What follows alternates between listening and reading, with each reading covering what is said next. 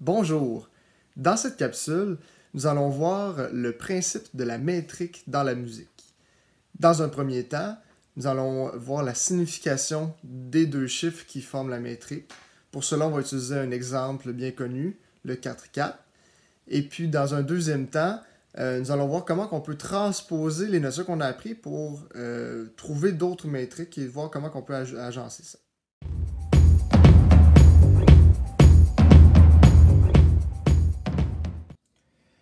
Alors, pour bien comprendre le principe de la métrique, nous allons regarder la chose d'un point de vue mathématique.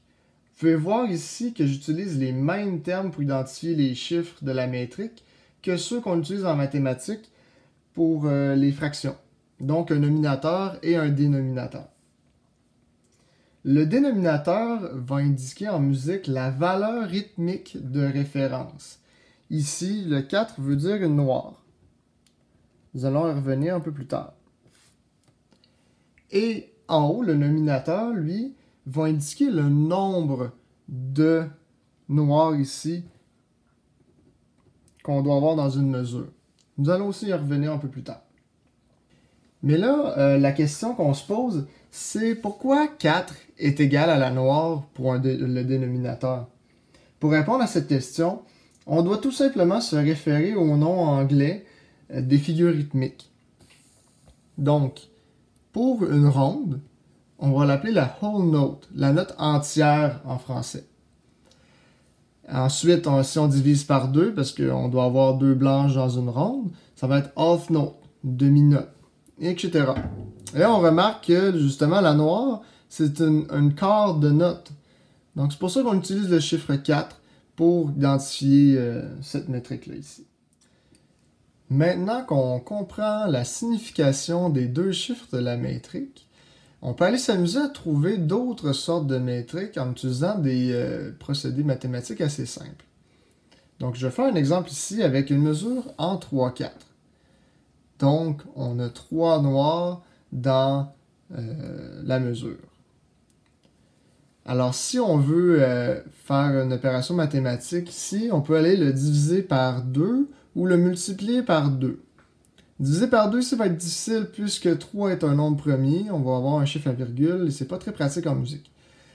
Par contre, si on le multiplie par 2, vous allez voir qu'on arrive à un résultat assez connu. Donc, si on fait 3 fois 2 et 4 fois 2, on arrive à une mesure en 6/8. C'est quelque chose d'assez fréquent en musique. Là, par contre, il faut faire attention. On est rendu avec un 6 au nominateur, mais ça ne veut pas dire qu'on a 6 noirs dans la mesure. Étant donné que notre dénominateur a changé, rendu un 8, donc une 8 note, une croche, notre valeur de référence va être rendue la croche. Alors, dans une mesure, nous avons 6 croches pour faire une mesure complète. Un autre procédé mathématique qu'on peut utiliser maintenant, c'est l'addition et la soustraction. Et là, on va le faire seulement au nominateur.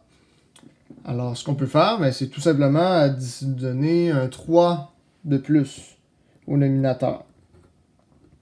Ce qui va donner essentiellement une mesure à 9 croches. Là, vous avez remarqué que le nominateur est rendu plus élevé que le dénominateur, mais c'est bien correct. C'est seulement, on peut aller aussi haut qu'on veut, tout dépendant de ce qu'on désire. Pour terminer cette capsule, je veux tout simplement vous rappeler que lorsqu'on veut calculer la métrique d'un morceau, d'une pièce ou d'une chanson, il ne faut pas calculer le nombre de notes, mais bien le nombre de temps, que ce soit des noirs, en noir, en croche ou en blanche.